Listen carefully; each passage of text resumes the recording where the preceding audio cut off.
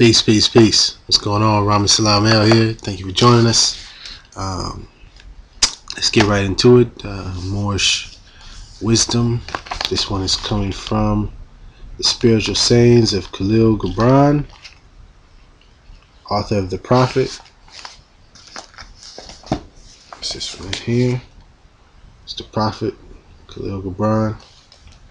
Amazing. And as I was reading these, they really reminds me of tweets, a little post on Facebook. But they're pretty deep though. Just gonna read a few.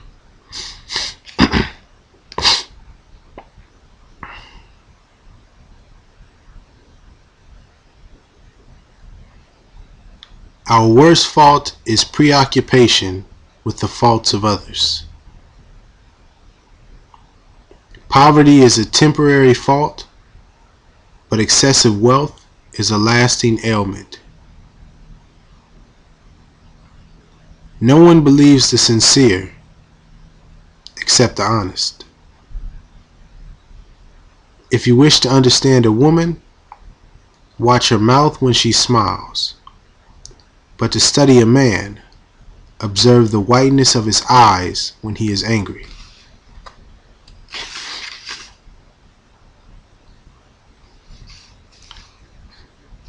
Science and religion are in full accord, but science and faith are in complete discord.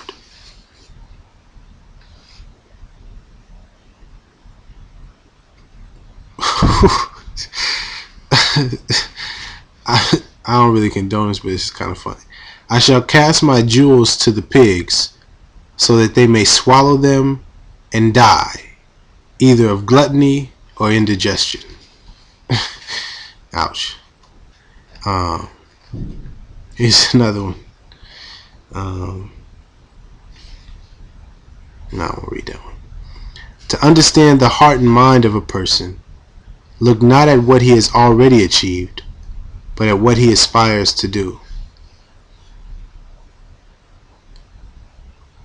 He who stares at the small and near images will have difficulty in seeing and distinguishing those that are great and remote.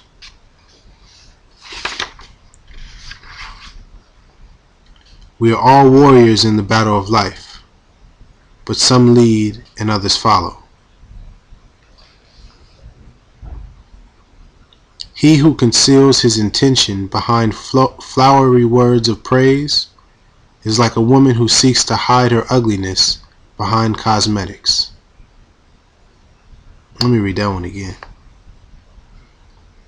He who conceals his intentions behind flowery words of praise is like a woman who seeks to hide her ugliness behind cosmetics.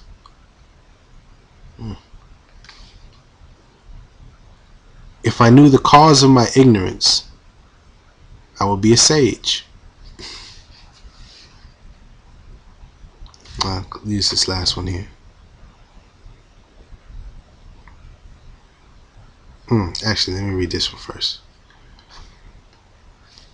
The best of men is he who blushes when you praise him and remains silent when you defame him. The best of men is he who blushes when you praise him and remains silent when you defame him. That's a deep one. I'll finish up with this one. The butterfly will continue to hover over the field, and the dewdrops will still glitter upon the grass when the pyramids of Egypt are leveled and the skyscrapers of New York are no more. Just a few things from the spiritual sayings of Khalil Gibran. Just an amazing poet, writer in general.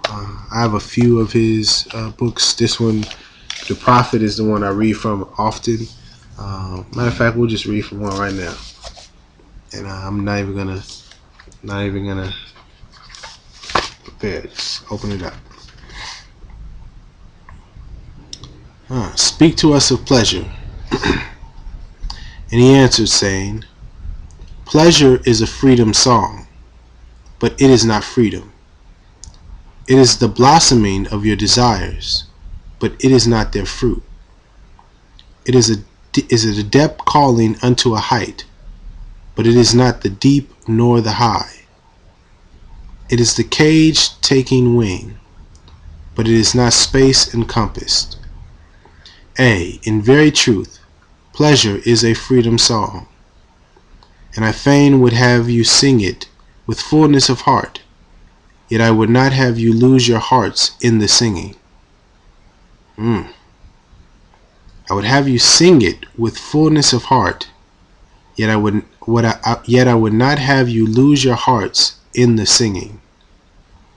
Some of your youth seek pleasure as if it were all, and they are judged and rebuked.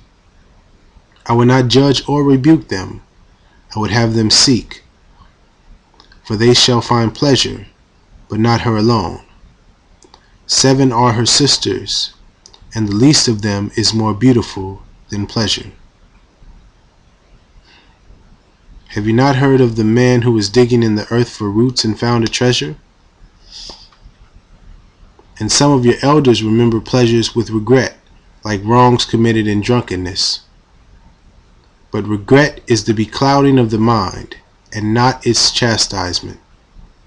They shall remember their pleasures with gratitude, as they would the harvest of a summer.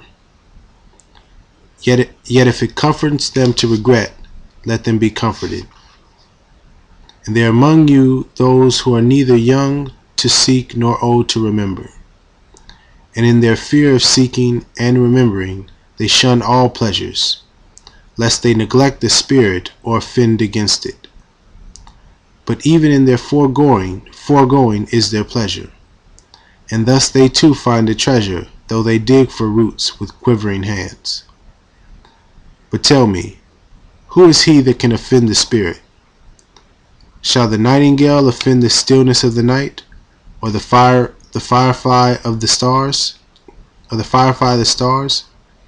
And shall your flame or your smoke burden the wind? Think you the spirit is a still pool, which you can trouble with a staff? Oftentimes, in denying yourself pleasure, you do but store the desire in the recesses of your being. Who knows but that which seems omitted today waits for tomorrow? This is a deep one. Even your body knows its heritage and its rightful need and will not be deceived. Dropping the bars on. Oh man. Even your body knows its heritage and its rightful need and will not be deceived.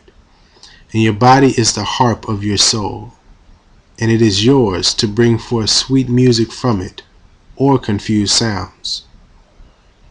And now you ask in your heart, how shall we distinguish that which is good in pleasure from that which is not good? Go to your fields and your gardens, and you shall learn that it is the pleasure of the bee to gather honey of the flower, but it is also the pleasure of the flower to yield its honey to the bee. For to the bee a flower is the fountain of life, and to the flower a bee is a messenger of love. And to both, bee and flower, the giving and the receiving of pleasure is a need and an ecstasy. People of Ophrales, be in your pleasures like the flowers and the bees. That boy. Khalil, goodbye, man. Thank you for listening. Get into your pleasures with love, peace, and righteousness, though, whatever that means. I love.